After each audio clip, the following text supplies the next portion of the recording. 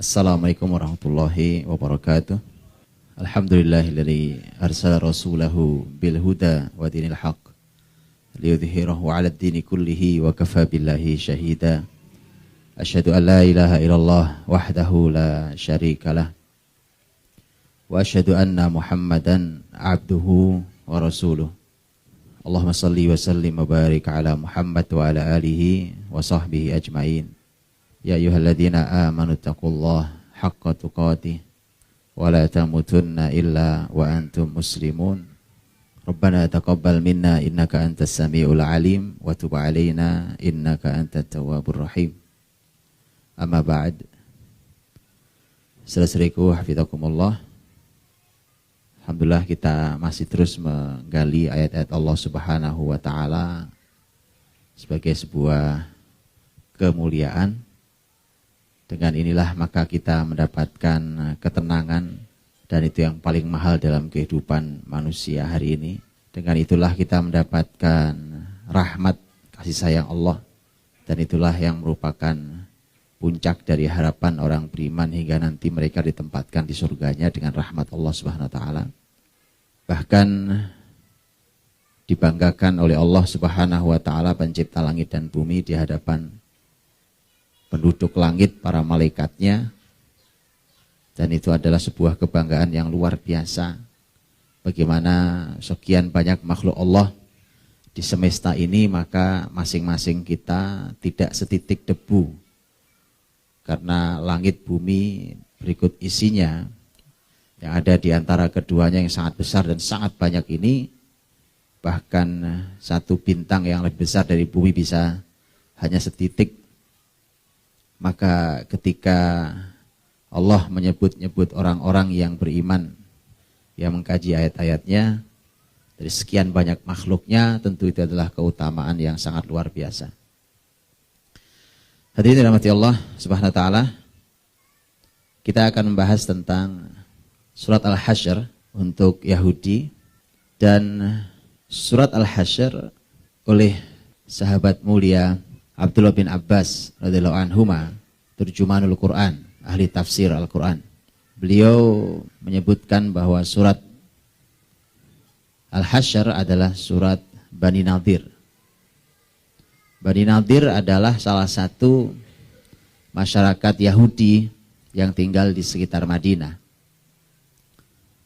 Dan Bani Nadir tentu hanya salah satu dari beberapa masyarakat Yahudi yang ternyata nasibnya semua Yahudi di Madinah dan sekitarnya nanti nasibnya akan sama.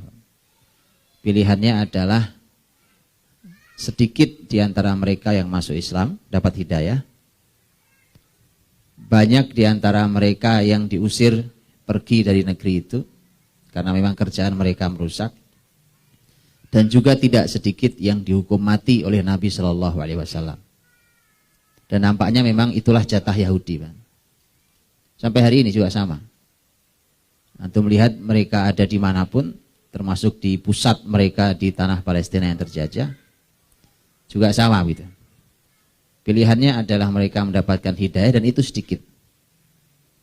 Sedikit sekali. Nanti antum akan melihat datanya, bagaimana, apakah ada di antara Yahudi Bani Nadir yang disebutkan di dalam surat Al-Hasyr yang masuk Islam dari sekian banyak jumlah masyarakat Yahudi Bani Nadir.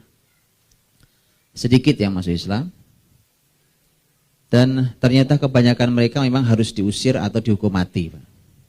Kebanyakan mereka.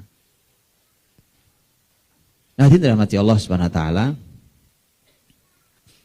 Jadi surat Al-Hasyr itu sesungguhnya adalah surat yang utuh berbicara, yang diturunkan Allah Subhanahu wa taala dan berbicara tentang Yahudi Bani Nadir. Tetapi kalau antum buka surat Al-Hasyr, antum akan jumpai bahwa tidak ada satu kata pun yang bicara tentang Bani Nadir. Tidak ada satu kata yang berbunyi Bani Nadir. Tetapi yang ada adalah orang-orang Yahudi, Ahlul Kitab, orang Yahudi. Itu artinya bahwa Al-Hasyr ingin memberikan panduan secara umum tentang Yahudi. Walaupun sababun nuzulnya adalah Yahudi Bani Nadir. Karenanya Quran di Al-Hasyr tidak bicara tentang Bani Nadir. Tidak ada namanya Bani Nadir. Walaupun sekali lagi sababun nuzulnya adalah Bani Nadir. Tapi bicara tentang ahli kitab, orang-orang kafir, orang Yahudi, yang itu artinya bahwa itu panduan buat kita semua. Maka ketika hari ini peradabannya adalah peradaban Yahudi, negeri Muslim dijajah oleh Yahudi, baik yang sangat terlihat kentara seperti Palestina, atau yang tidak terlihat bahkan termasuk negeri ini. Dan Dr. Abdul Halim Uwais dalam tulisan beliau tentang dirasat di Suqut Thalathin Daulah Islamiyah, kajian terhadap keruntuhan 30 negara Islam dalam sejarahnya dari mulai zaman Bani Umayyah, beliau mengatakan di akhir perjalanan muslimin punya kekuasaan di muka bumi zaman Turki Utsmani, beliau mengatakan dan akhirnya peradaban Islam ditutup oleh Yahudi. Sejak Turki Utsmani jatuh runtuh sampai kita hari ini, dan entah sampai kapan Allah berkehendak sampai hadir kebesaran Islam lagi, itu ternyata peradaban hari ini adalah peradaban Yahudi. Yang perlu antum pahami bahwa Yahudi memang bertetangga dengan Nabi di Madinah, tapi mereka bukan bangsa yang kuat. Zaman itu Yahudi bukan bangsa kuat. Bangsa kuat itu Quraisy. Quraisy memang kuat sekali. Bahkan lebih kuat Arab-Arab yang lain. Kadang-kadang Arab-Arab Badui itu kadang-kadang punya kekuatan yang luar biasa. Yahudi bukan musuh Nabi nomor 1 saat itu dalam arti kekuatan. Mereka di nomor 2 kan setelah Quraisy. Kemudian nomor 2 adalah Yahudi, nomor 3 secara umum adalah Arab Badui. Artinya, kalau di zaman Nabi Yahudi yang sebenarnya bukan merupakan musuh yang paling kuat, tapi mendapat perhatian sangat besar dalam Quran di banyak sekali ayat, betul ya? Di banyak sekali ayat. Bahkan kalau bicara tentang Nasara pun Yahudi didulukan. Ghairil maghdubi alaihim waladdallin. Al-maghdubi alaihim al-yahud. Ad-dallin an-nasara. Walan tardha ankal yahud. Yahud dulu baru an-nasara. Sebegitu besarnya. Bahkan surat Al-Hasyr adalah surat khusus bicara tentang Yahudi. Maka itu menunjukkan bahwa Al-Quran memang tidak hanya bicara tentang zaman Nabi SAW. Karena kalau bicara di zaman Nabi SAW saja, maka kita akan tahu bahwa orang-orang Quraisy, orang-orang Arab itu harusnya mendapatkan porsi yang sangat besar. Di Quran ada surat Quraisy bukan? Ya, isinya malah tentang perjalanan dagang, bukan tentang permusuhan Quraisy terhadap Nabi SAW. Karena ternyata ujungnya mereka beriman. Ini mukjizat Quran. Maka ketika hari ini kita berbicara tentang surat Al-Hasyr, yang ternyata hari ini pemimpin nomor 1 di muka bumi adalah Yahudi. Peradaban pun peradaban Yahudi. Semua dikuasai oleh mereka. Semua direkayasa oleh mereka. Bumi ini dirusak juga oleh mereka. Maka surat Al-Hasyr menjadi terasa lebih hidup hari ini. Karena ternyata itu di depan mata dan itu musuh nomor 1 hari ini. Sekali lagi zaman Nabi bukan musuh nomor 1. Nah, Bapak Ibu dirahmati Allah Subhanahu wa taala. Pembukaan surat Al-Hasyr. Allah membuka surat Al-Hasyr dengan Sabbaha lillahi ma fis samawati wa ma fil ard wa huwal azizul hakim. Bertasbihlah kepada Allah semua yang ada di langit dan yang ada di bumi, dan dialah Allah yang aziz, yang punya izzah, dan hakim, punya hikmah. Pembukaan ini nanti langsung membuka, ayat keduanya langsung bicara tentang kemenangan. Kita mulai dari bicara tasbih. Ayat ini dibuka dengan tasbih. Antum tahu fungsi tasbih Ya kan? Tasbih itu dibaca kapan? Kata subhanallah dibaca saat apa? Saat? Salah satunya? Tasbih dibaca ketika kita merasa takjub terhadap sesuatu. Betul? Subhanallah. Karena itu sebuah bentuk bahwa ini hanya Allah yang bisa melakukan. Lihat, kita mau bicara tentang siapa? Yahudi.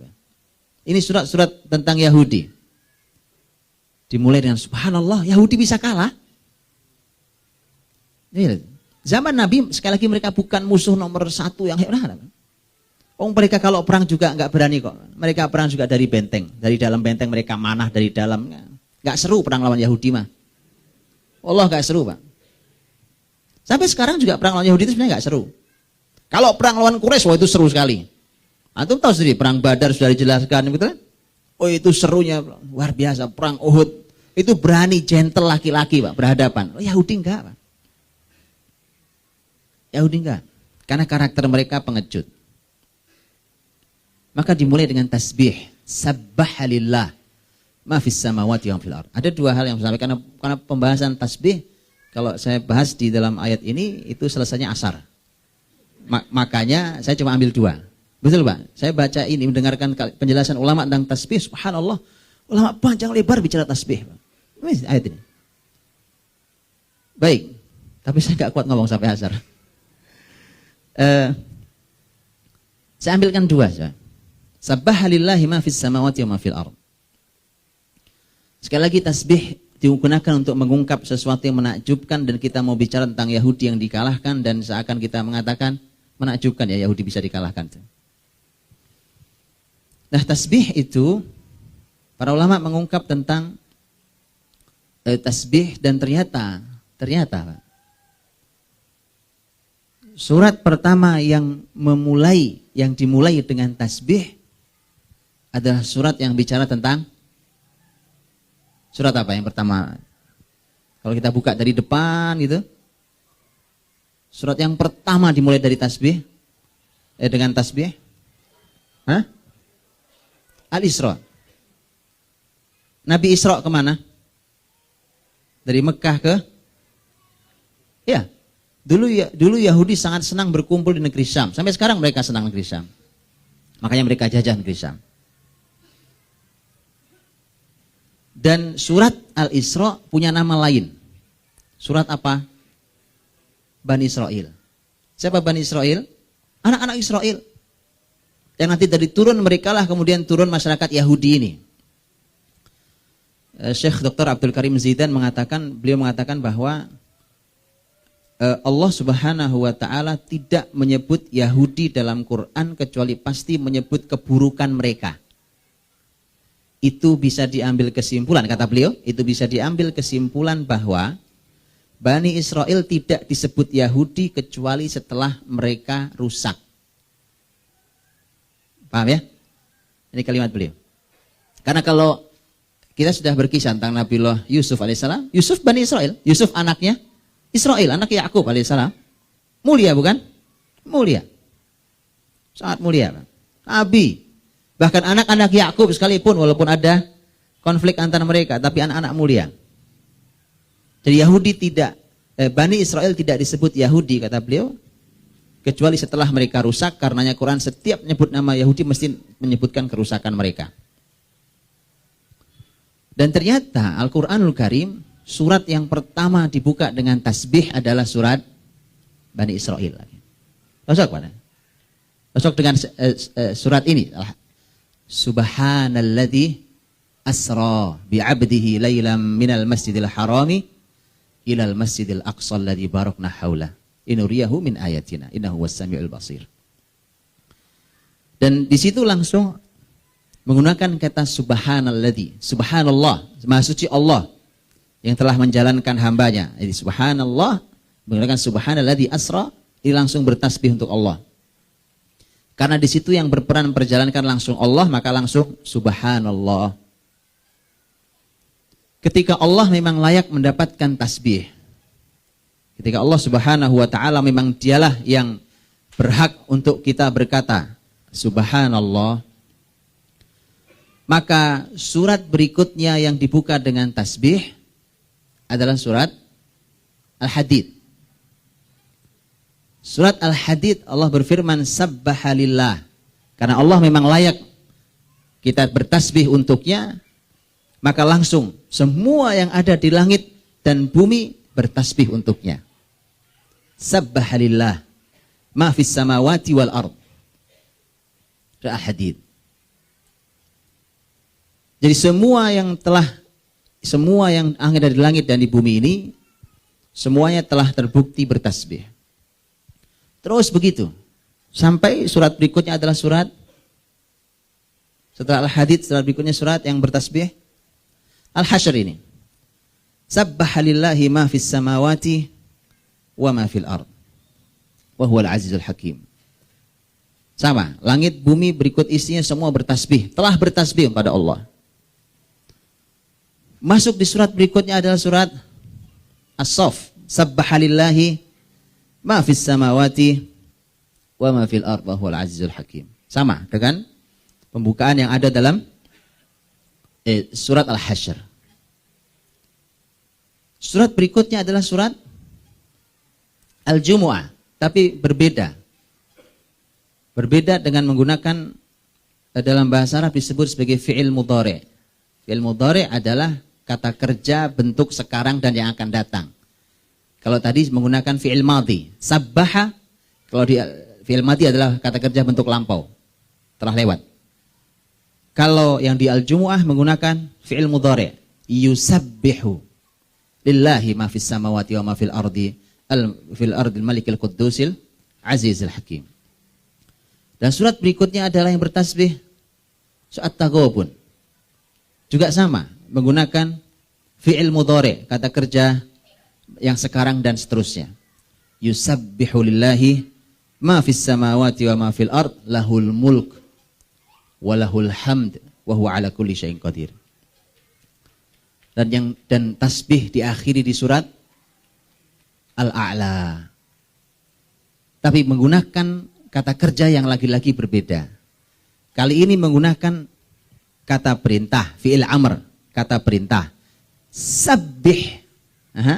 Sabbihisma rabbikal a'la. Maka bertasbihlah kamu. Sabbihisma rabbikal a'la, bertasbihlah kamu dengan menyebut dengan nama Rabbmu yang maha tinggi. Rangkaian ini, surat-surat yang dimulai dengan tasbih ini, para ulama mengatakan bahwa ini dahsyatnya Al-Quranul Karim. Dirangkailah oleh para ulama dan ternyata berbunyi menjadi demikian. Bahwa Allah Subhanahu wa ta'ala dengan semua keagungannya, maka semua tasbih subhanallah, maha suci Allah hanya layak diberikan kepadanya. Karena tasbih itu maknanya adalah membersihkan atau mensucikan Allah dari semua sifat kurang. Artinya Allah tidak ada yang kurang, tidak ada cacatnya. Itu tasbih. Yang tidak ada cacatnya, tidak ada kurangnya hanya Allah Subhanahu wa ta'ala. Karena Allah hanya Dia yang layak, apalagi Allah memperjalankan hambanya di Isra dan Mi'raj yang itu ajaib, manusia tidak bisa melakukannya, maka kata subhanallah muncul di sana. Subhanalladzi asra bi 'abdihi. Karena hanya Allah yang layak untuk mendapatkan tasbih, maka semua yang ada di langit dan di bumi semuanya telah bertasbih. Semua. Langit, bumi, gunung, laut, binatang, pohon, bintang, matahari, semua bertasbih pada Allah Subhanahu wa taala. Walakin la tafqahuna tasbihahum. Tapi kalian tidak faham tasbih mereka. Mereka punya bahasa tasbih yang layak dengan keagungan Allah, yang hanya bisa dimengerti oleh Allah Subhanahu wa taala, dan manusia tidak ada yang paham tasbihnya. Pohon yang bertasbih kita tidak tahu bagaimana bunyi tasbihnya. Binatang yang sedang bertasbih kita tidak tahu bahwa dia sedang bertasbih dengan bahasa binatang yang layak untuk kebesaran Allah Subhanahu wa taala. Walakin la tafqahuna tasbihahum, tapi kalian manusia tidak paham tasbih mereka. Semua yang ada di langit dan bumi semua telah bertasbih. Dan bukan hanya telah, ternyata sekarang dan sampai yang akan datang. Makanya Allah menggunakan fi'il mudhari, yusabbih, yaitu bahwa aktivitas bertasbih bukan hanya di masa lalu, bukan hanya fi'il madhi, Tapi sekarang dan yang akan datang, ternyata semua yang ada di langit dan di bumi bertasbih pada Allah Subhanahu wa ta'ala. Karenanya, kamu, wahai Muhammad, yang mendapatkan nikmat begitu luar biasanya. Karena ini perintah untuk nabinya, maka berlaku untuk seluruh umatnya. Maka Allah katakan, sabbih. Maka kamu Muhammad bertasbihlah kamu. Karena semua yang ada di langit dan bumi sudah bertasbih. Dari dulu, sekarang, dan seterusnya. Maka kamu wahai Muhammad, sabbihisma rabbikal a'la. Bertasbihlah kamu wahai Muhammad. Itu sebuah rangkaian yang luar biasa. Itu satu. Yang kedua, adalah bahwa di surat yang sebelumnya, di surat Al-Hadid maksud saya, yang ada tasbihnya. Sabbaha lillahi ma fis samawati wal ard. Kalau di dalam surat Al-Hasyr adalah sabbaha lillahi ma fis samawati wa ma fil ard. Apa bedanya? Bedanya di dalam surat Al-Hadid tidak ada ma-nya. Sabbaha lillahi ma fis samawati wal ard wa huwal azizul hakim. Tidak ada ma-nya. Dalam surat Al-Hasyr ada ma. Sabbaha lillahi ma fis samawati wa ma. Ada dua ma. Ada dua ma. Ya, wa ma fil ard wa huwal azizul hakim. Kalau dalam surat Al-Hadid itu hanya ada satu ma. Lillahi ma fis samawati wal ard. Tidak ada ma-nya di sebelum ard. Dibahas oleh para ulama tentang bab kenapa tidak ada ma dalam surat Al-Hasyr. Tapi mengapa ada dua ma di surat Al-Hasyr dan hanya ada satu ma dalam surat Al-Hadid. Padahal ujungnya semua sama. Bertasbihlah apa yang di langit dan yang di bumi. Dan sungguhnya dia maha aziz, maha hakim. Gitu ya? Jadi teman-teman supaya tahu bahwa begitulah para ulama tafsir. Jadi itulah ilmu tafsir aslinya. Ilmu tafsir itu jeli, detail. Itu kehilangan huruf ma itu masih bagus, Pak. Jadi ma di satu nggak ada, satu ada itu sudah jadi pembahasan. Kok gitu? Itu kehilangan satu huruf saja itu dibahas ulama. Kenapa hilang satu huruf di sini? Harusnya ada ini. Kalau dihilangkan atau seharusnya tidak ada malah dimunculkan, mesti ada makna yang diinginkan oleh Allah dan justru di situ letak kemujizatan Al-Qur'an. Itu tidak bisa diikuti oleh bahasa manusia, tidak bisa diikuti bahasa Indonesia bahkan. Ahli sastra Indonesia pun tidak bisa menyembunyikan ilmu besar di balik olahan kata sampai sehebat itu. Ya, karenanya kita paham betul bahwa para ulama selalu mensyaratkan harus memahami bahasa Arab dengan baik untuk mereka yang ada di pucuk-pucuk pimpinan agama Islam ini. Ya, para pemberi fatwa, para ahli ilmu yang berani menyimpulkan, mereka harus paham bahasa Arab. Kalau tidak pasti masalah, Pak. Ya, dan ini menjadi teguran besar untuk negeri ini. Untuk negeri ini, ya. Orang bisa sangat berani berfatwa padahal dia tidak bisa juga bahasa Arab atau bisa bahasa Arab cuma sedikit-sedikit kemudian dia bisa berfatwa luar biasa. Karena antum boleh buka ilmu apapun, ilmu fikih, usul fikih, tafsir, hadis, ilmu apapun, para ulama selalu memberikan satu syarat. Salah satu syaratnya adalah harus mampu berbahasa Arab dengan baik. Selalu di semua ilmu, fikih, usul fikih, tafsir, hadis semua sama.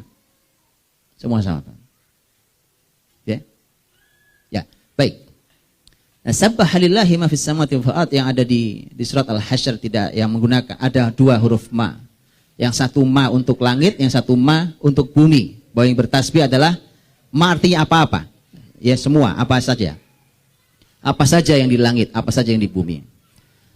Dalam surat Al-Hasyr ketika tidak ada ma pada pembahasan bumi, hanya satu ma-nya. Untuk langit dan bumi cuma satu. Surat Al-Hadid sesungguhnya berbicara tentang keagungan Allah Subhanahu wa taala sebagai Dia lahu mulkus samawati wal ard yuhyi wa yumit wa huwa ala kulli syai'in qadir. Ayat kedua dari surat Al-Hadid menyampaikan bahwa Dialah Allah.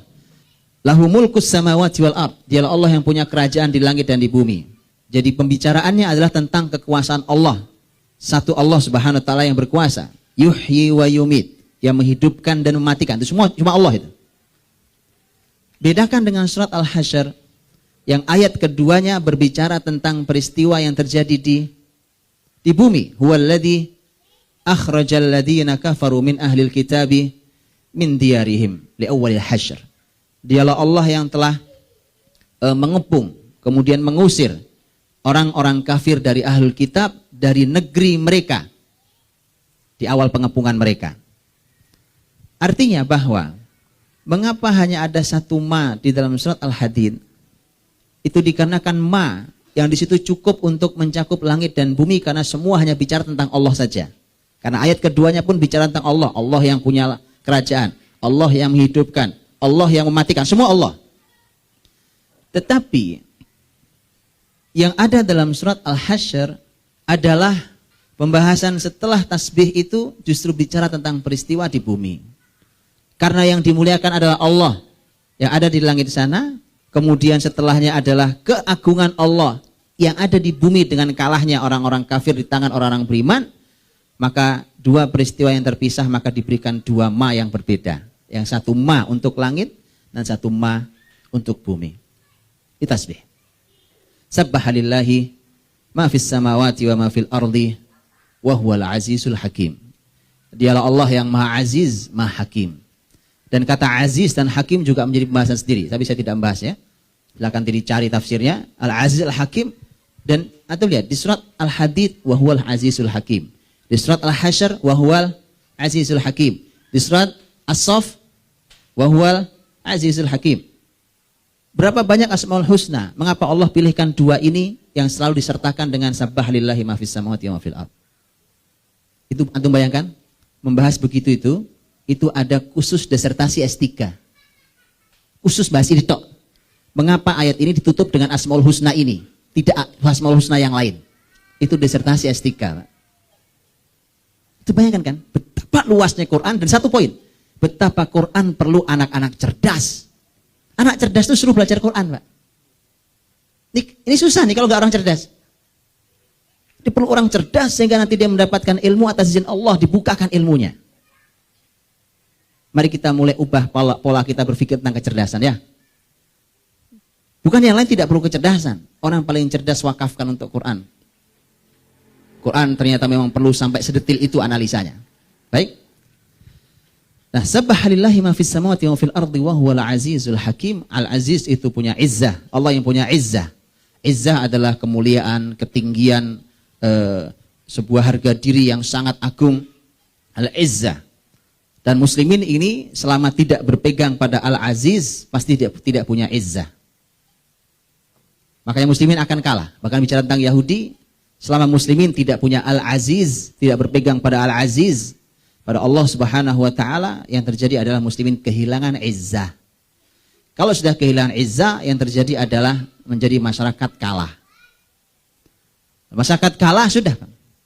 Jadi ternyata kita kehilangan izzah, menjadi masyarakat kalah. Ternyata faktornya karena kita tidak bersama al-aziz. Al-hakim demikian. Al-hakim berasal dari kata hikmah. Hikmah itu sesuatu yang benar. Ucapan yang sesuai dengan perkataan, yang tepat di peristiwa yang tepat, di momentum yang tepat. Jadi semua pada pas ya tepatnya. Hikmah juga berarti sesuatu yang bijak, karena dengan penuh kebijaksanaan di sana terkandung semua pelajaran hikmah. Kita kehilangan semua itu, kehilangan ilmu, kehilangan kebijaksanaan, kehilangan hikmah, kehilangan ketepatan dan kebenaran di semua ucapan dan perbuatan kita karena kita jauh dari Al-Hakim. Jauh dari Allah Subhanahu wa taala yang Maha memiliki hikmah. Wa huwal azizul hakim. Huwallazi akhrajal ladzina kafaru min ahlil kitabi min diyarihim li awwalil hasyr. Dialah Allah yang telah mengusir, mengeluarkan orang-orang kafir dari ahlul kitab. Ini mulai bicara tentang Yahudi Bani Nadir. Walau tidak disebut Yahudi Bani Nadir ya. Min diyarihim, dari negeri mereka. Li awwalil hasyr, di awal hasyr, pengepungan mereka. Ketika memulai pembicaraan tentang peperangan di mana muslimin menang, Al-Quran selalu mendahulukan kabar gembira kemenangannya daripada sekedar bicara kronologi peristiwanya. Ustaz Herfi barusan menjelaskan tentang Al-Ahzab. Muslimin menang apa kalah? Muslimin menang. Dan itu bisa buka dalam surat Al-Ahzab tentang Khandaq. Justru dimulai dengan kita diminta untuk mengingat kenikmatan itu. Kemarin sudah bicara tentang perang Badar. Muslimin menang apa kalah? Menang. Bagaimana ayat memulainya? Tentang masalah rampasan perang, kemenangan. Jadi yang dimulai dari kabar gembira. Dan ternyata di sini pun sama. Bukan dari kronologi peristiwanya, memulai dari rasa takutnya. Lihat, dimulai dari dialah Allah yang telah mengusir orang-orang kafir ahli kitab itu dari negeri mereka. Muslimin menang. Apa hikmah ini? Apa hikmah di balik ini semua? Lihat, Quran punya cara yang bertutur mukjizat. Sampai cara bertuturnya mukjizat. Jadi Quran tidak monoton dalam menuturkan sesuatu. Kalau sejarah, antum baca buku sejarah pasti monoton menuturkannya. Karena buku sejarah dituntut untuk begitu. Karena kronologis, ya. Namanya buku sejarah. Ya, kalau umpamanya bicara tentang pengusiran Yahudi Bani Nadir umpamanya, atau perang Ahzab, dimulai dari sebab terjadinya, mulai itu terjadi tahun kapan, siapa musuhnya, muslimin berapa pasukannya, siapa yang memimpin, siapa saja, terus gitu kan. Sampai peristiwanya, persiapannya, jalannya peperangan, akhir dari peperangan, yang kalah siapa, yang menang siapa, dan seterusnya. Itu buku sejarah. Al-Quran yang menuturkan sejarah bukan buku sejarah, tapi sejarah yang harus diambil ibrahnya. Laqad kana fi qasasihim ibrah li ulil albab. Jadi harus ada ibrah yang diambil, karena Al-Quran bertutur pun dengan cara mukjizat. Kalau berbicara tentang kemenangan muslimin di medan pertempuran, Allah selalu ingin membuat muslimin bersyukur pada Allah. Karena yang disebut-sebut adalah kemenangan muslimin. Dimulai dari menangnya dulu bicaranya. Enak kan? Kabar gembira. Jadi Allah SWT ingin agar orang beriman itu selalu senang, bahagia. Maka disebutkan kebahagiaannya. Kalian menang kan? Kalian ingat ghanimah di Badar. Kalian ingat nikmat Allah di perang Ahzab. Coba, bukankah Allah yang mengeluarkan orang-orang kafir itu, Yahudi Bani Nadir, dari negerinya? Allah sebutkan kenikmatan-kenikmatan itu agar orang-orang beriman selalu mengingat nikmat Allah di sana. Dan Allah selalu memberikan sebuah sentuhan Rabbani. Sentuhan Rabbani. Sentuhan Rabbani di mana Allah ingin menunjukkan bahwa ini semua nikmat Allah. Supaya muslimin tidak lupa kemenangan bukan karena kehebatan mereka, tapi kemenangan karena kemenangan berasal dari Allah Subhanahu wa taala. Walladzi akhrajal ladzina kafaru min ahlil kitabi min diyarihim li awwalil hashr ma dhanantum ay yakhruju wa dhannu annahum mani'atuhum husunuhum min Allah. Ma dhanantum ay yakhruju, kalian tidak menduga bahwa mereka bisa diusir. Kalian ini di sini siapa? Rasul dan para sahabat. Bahkan Rasul dan para sahabat tidak menduga kalau mereka bisa diusir. Makanya, walaupun ini juga harus disembuhkan, ya. Ayat ini sudah diturunkan. Makanya saya memahami dalam tanda kutip mereka-mereka yang pesimis dengan kebesaran Islam hari ini. Saya pahami, Pak. Paham saya. Dulu sahabat pun sama. Madhanantum, kalian tak pernah menduga, kata Allah. Tapi nanti Allah tunjukkan mengapa. Nah, mengapa dugaan itu muncul? Kan mereka orang beriman, Pak. Mengapa dugaan itu muncul? Ada yang tahu? Atau saya lanjutkan jawabannya nanti. Wa dhannu annahum mani'atuhum husunuhum minallah. Begitu kalian menduga mereka tidak bisa diusir dari tempat itu, dari negeri mereka, ternyata mereka di sisi lain punya prasangka, punya keyakinan, dugaan bahwa benteng-benteng mereka akan mampu menahan gempuran muslimin. Mereka percaya diri luar biasa. Sudah kalah nampaknya. Ini kalau di dalam bahasa hari ini, Pak, ini sudah kalah dari sisi media ini, Pak. Ini sudah kalah media nih. Begitu terlihat benteng-benteng sangat kokoh. Ada yang sudah pernah ke benteng Ka'ab bin Ashraf, pemimpin Yahudi Bani Nadir di Madinah? Belum pernah?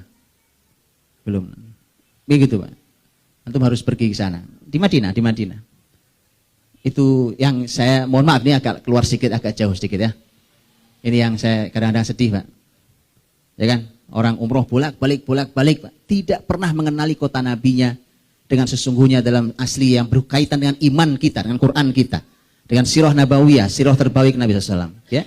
Mekah juga sama. Orang yang dikunjungi malah yang enggak. Orang Indonesia mengunjungi Jabal Mahnet buat apaan Pak? Nggak hubungan sama iman kita. Tidak ada di Quran, tidak ada di hadis, tidak ada di sirah Pak. Cepat, Anda bayangkan. Apa gitu? Terus yang nambah iman antum apa? Oh subhanallah Pak, ini kekuasaan Allah. Mending antum saya ajak ke benteng Ka'ab bin Ashraf, pemimpin Yahudi Bani Nadir. Dan dengan sangat dramatik kisah Ka'ab bin Ashraf, sang pemimpin yang sangat terjaga, bisa diculik hanya oleh 5 orang. Oleh sahabat mulia dari Ansor, dari kalangan suku Aus. Hanya 5 orang anak muda Madinah yang berhasil menculik pemimpin besar. Dan untuk tahu karakter Yahudi adalah mereka punya pertahanan berlapis. Itu nggak aneh, Pak. Nggak aneh. Di satu sisi mereka makanya harus menciptakan kreativitas di semua dunia, bukan cuma militer, untuk punya pertahanan berlapis. Tapi antum harus tahu, sesungguhnya pertahanan berlapis itu bukti pengejutnya mereka di semua lini. Jadi biasa saja, ya nggak usah kagum-kagum amat, biasa saja, Pak. Pertahanan berlapis itu bukti pengejutnya mereka. Kalau dari sisi kreativitas hari teknologi pasti dahsyat. Mereka akan buat berbagai macam pengamanan, bahkan berlingkar-lingkar berapa ring untuk pengamanan mereka. Bayangkan pemimpinnya sehebat itu, sangat rapat penjagaannya. Antum kalau lihat temboknya, Pak, Insya Allah tabarakallah, itu temboknya nggak kayak tembok kita gini, Pak. Ini tembok tipis banget tembok kita nih.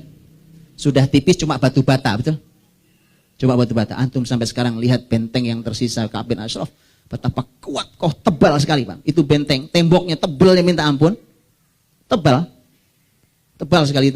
Dan itu bukan batu bata, tapi batu. Makanya mereka percaya diri betul. Sangat percaya diri. Begitu ya. Jadi kalau umroh tolong kunjungi tempat-tempat yang berhubungan dengan iman kita Pak. Paham ya? Nah, antum nggak berkunjung ke Jabal Mahnet nggak apa-apa, nggak ada urusannya itu. Nggak ada urusan itu. Atau nggak berkunjung ke pasar di Jeddah juga nggak apa-apa, nggak ada urusannya dengan pasar di Jeddah itu. Apalagi Laut Merah itu nggak ada urusannya. Makanya ketika Rasulullah Sallallahu Alaihi Wasallam punya dan para sahabat punya prasangka bahwa mereka rasanya tidak bisa diusir, tidak bisa dikalahkan. Di sisi lain orang-orang Yahudi punya keyakinan bahwa mereka punya benteng yang sangat kokoh dan tidak mungkin ditembus oleh muslimin. Pertahanan mereka sangat kuat. Berarti di dalam pembahasan ini ada 2 dhon. Dhonantum dan dhonnu. 2 dhon. Dhon itu artinya prasangka, praduga. Analisa itu kan juga prasangka, Pak. Disebut dhon, analisa. Orang kalau menganalisa, merencanakan itu kan analisa. Apalagi sesuatu yang belum terjadi, dianalisa kelihatannya akan begini Pak, menurut analisanya. Rencana kita begini akan, itu analisa. Apakah terjadi sesuai dengan yang ada tulis? Belum tentu. Betul? Itu namanya dhon. Termasuk analisa yang paling akurat namanya dhon. Makanya di sini ada 2 dhon. 1 dhon berasal dari muslimin yang ternyata tidak yakin kalau mereka bisa dikalahkan. Yang 1 dhon dari Yahudi yang sangat yakin bahwa mereka tidak mungkin ditembus dan dikalahkan. Sudah kayak begitu muslimin keadaannya, ternyata menang. Kalau sudah menang, berarti jelas siapa yang berperan di sini? Allah. Oh kalian kan dari awal kalian sudah nggak menduga menang kan? Ya sudah. Makanya di sana ada huwallazi akhrajal, dialah Allah yang telah mengusir mereka. Gitu. Nah, lagi-lagi makanya nanti bicara tentang masalah harta rampasannya juga bukan ghanimah di sini, tapi fai'. Kemarin juga sudah kita bahas ya tentang fai'. Lagi-lagi fai'. Lu kalian lo nggak berani. Kan nggak ada analisa. Muslimnya sudah nggak punya analisa. Oh tidak bisa dikalahkan. Ma dhanantum ayakhruju. Maka tidak aneh kalau ini pun muncul di zaman, apalagi ini zaman kekalahan muslimin. Zaman ketika muslimin sedang jaya, di zaman Rasul SAW. Zaman ketika ada Rasul dan iman sangat kuat, dan mereka menang di beberapa pertempuran sebelumnya, ternyata itu saja masih ada di mereka, maka tidak aneh kalau itu ada di sekarang, walau itu harus diobati. Praduga itu bisa jadi sangat muncul. Dan karenanya Yahudi sepanjang zaman akan selalu memunculkan sebuah citra bahwa mereka tidak bisa ditembus. Betul? Tidak bisa ditembus. Dan makanya mudah-mudahan Allah menjaga. Teman-teman Hamas membuktikan itu semua bahwa mereka ternyata mudah ditembusnya. Dengan perlawanan, dengan berlapisnya mereka. Apa yang tidak bisa dianalisa oleh satelit kan? Satelit orang kelihatan semua bergerak. Tapi ternyata tetap bisa ditembus, bukan? Saya sudah berkali-kali nanya ke teman-teman Hamas. Kalau saya pernah bertemu, saya tanya umpamanya kemampuan strategi mereka segala macam, kemampuan mereka memindahkan data tanpa dilacak. Apa yang tidak bisa dilacak hari ini? Ya, data antum di handphone sekarang bisa dilacak sekarang juga, ya kan? Apa yang tidak bisa dilacak? Apalagi smartphone, semakin smart itu semakin mudah dilacak, ya kan gitu. Oh iya, Pak. Nah, karenanya mereka pasti tidak sederhana perpindahan data, apalagi kalau perpindahan datanya dari Gaza ke jalur ke tepi barat. Tapi jawaban mereka luar biasa. Begitulah Allah mengajari kami. Sudah itu jawabannya. Saya bilang ketika itu jawabannya ya sudah. Saya bilang ya sudah kalau gitu kan. Itu memang luar biasa. Satu sisi keamanan, itu kita harus tahu itu. Yang kedua adalah inilah iman mereka. Begitulah Allah ajari kami. Itu artinya sisi manusiawi seringkali begitu. Apalagi zaman kekalahan sini. Karena itulah maka, karena mereka harus terus menghembuskan citra. Opini, menguasai opini, maka yang paling bisa menguasai opini apa? Media. Karena yang mereka pasti akan kuasai media.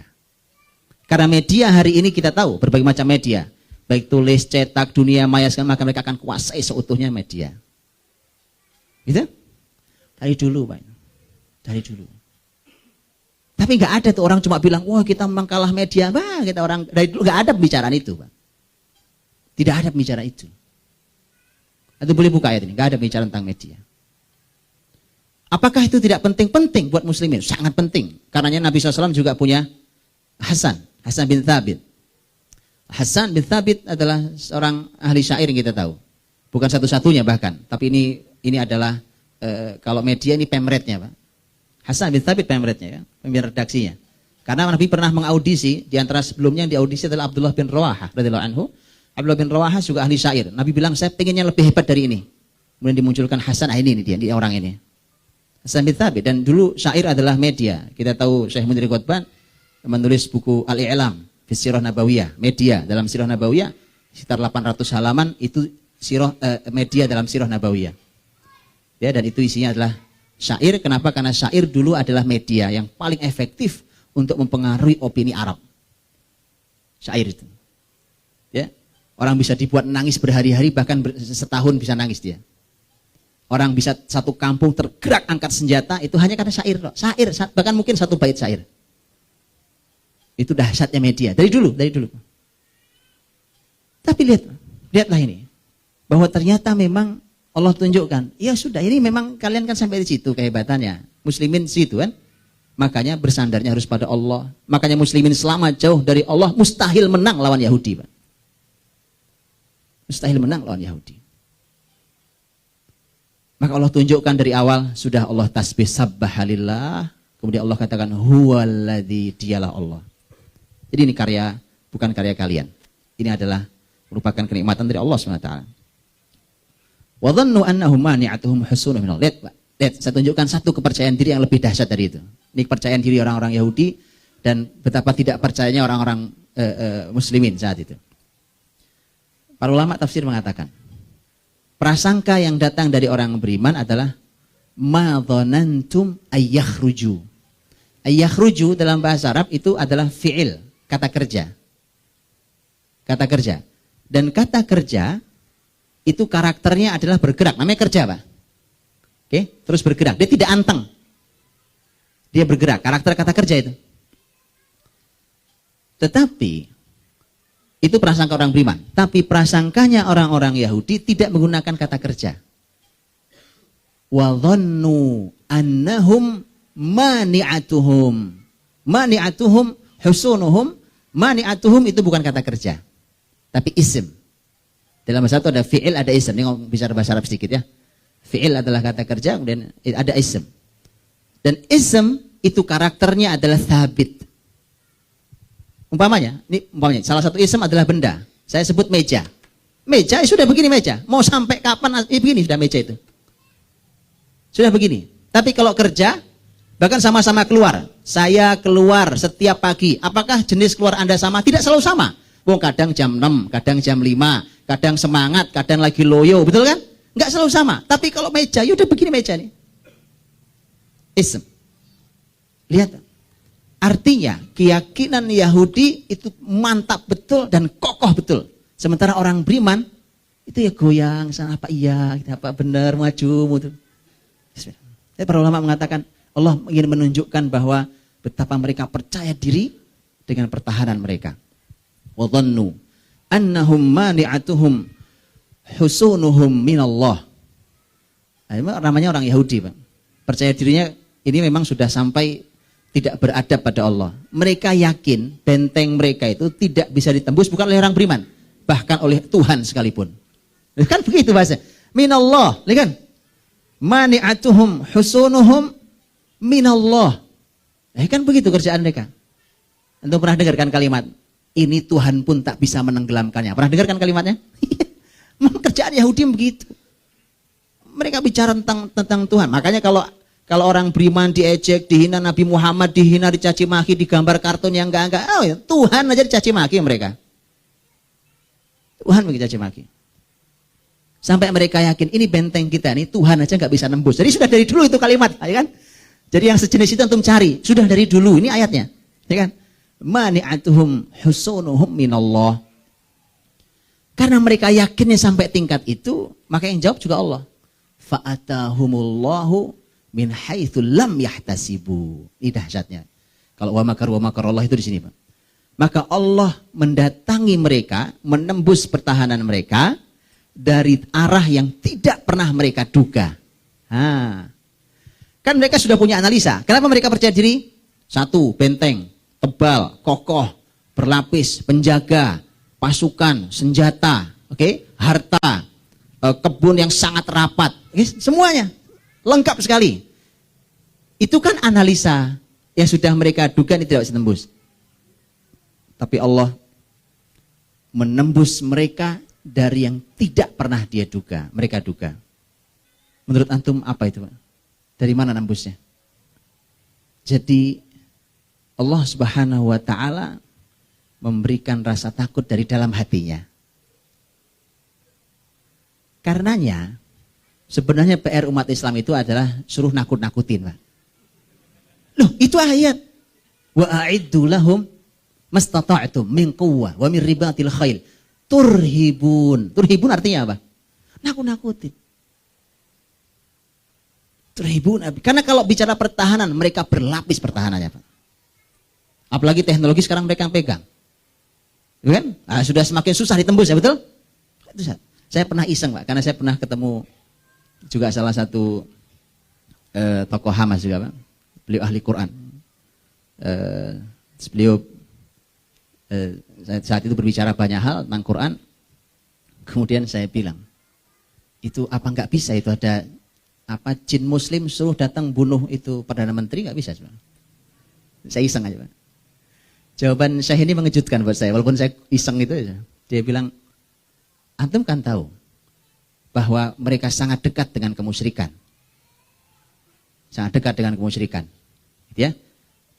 Bahkan ini ada seorang dokter tafsir, walaupun ini juga entah guyonan, tapi beliau serius sekali mukanya, gitu ya. Tapi jadi kita tertawa. Bukankah kan ada yang berkata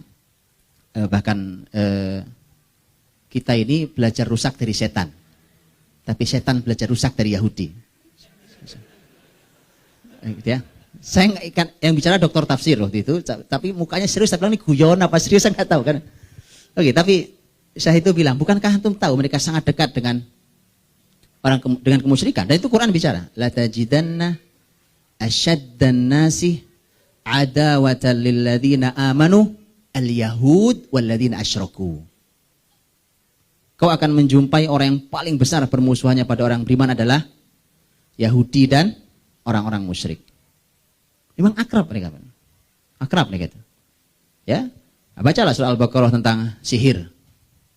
Wattaba'u ma tatlu syayatinu ala mulki Sulaiman dan seterusnya. Jauh tentang kemusyrikan. Nah, maka beliau bilang, ya hitunglah kita kirim jin sekalipun. Umpamanya hitunglah ada jin muslim suruh nyerang diam-diam itu kan nggak kelihatan jin. Antum jangan salah, di sekeliling dia itu jin kafir banyak banget. Itu setan semua, setan manusia kumpul, setan jin pun kumpul. Maksud saya adalah di semua lini sampai yang goib aja nggak bisa ditembus, Pak. Gitu ya. Makanya mereka percaya diri banget. Sudah melindungi dirinya dari semua lini. Makanya Allah yang menjawab. Itulah kenapa kita kalau tidak dekat dengan Allah tidak bisa mengalahkan mereka. Tidak bisa. Maka Allah sampaikan, wa qadhafa fi qulubihimur ru'b. Itu kuncinya. Yang tadi saya katakan, ya kan? Dari mana Allah mendatangi mereka, dari tempat yang tidak mereka duga, yaitu Allah lemparkan rasa takut. Jawabannya setelahnya sebenarnya, kata setelahnya, ya kan? Kata setelahnya. Allah berikan rasa takut. Begitu mereka takut, nah lihat takut. Gambaran ketakutannya lihat. Ketika Rasulullah, kan sebenarnya begini, supaya dipahami juga.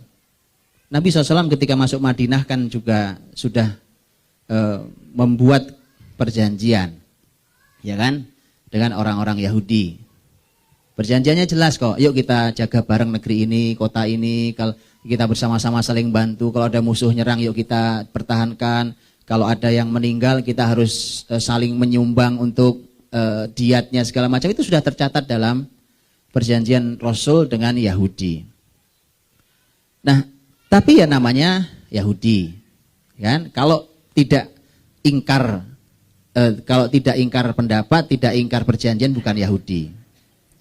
Makanya membuat perjanjian dengan Yahudi itu orang siapapun, kelompok siapapun, zaman manapun yang membuat perjanjian dengan Yahudi, silahkan buat.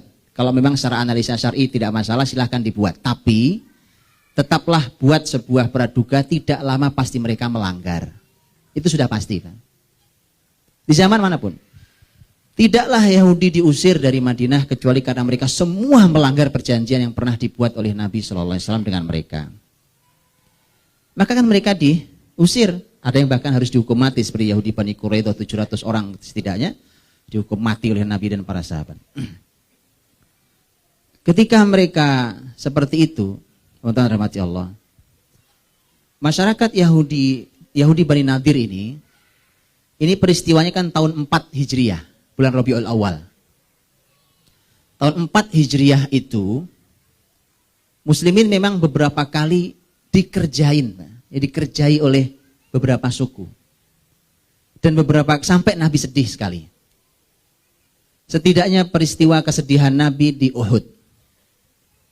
Baik, di Uhud kita tahu bagaimana, kemudian bahkan Nabi terluka, Muslimin sempat kocar-kacir, kita semua tahu di Uhud.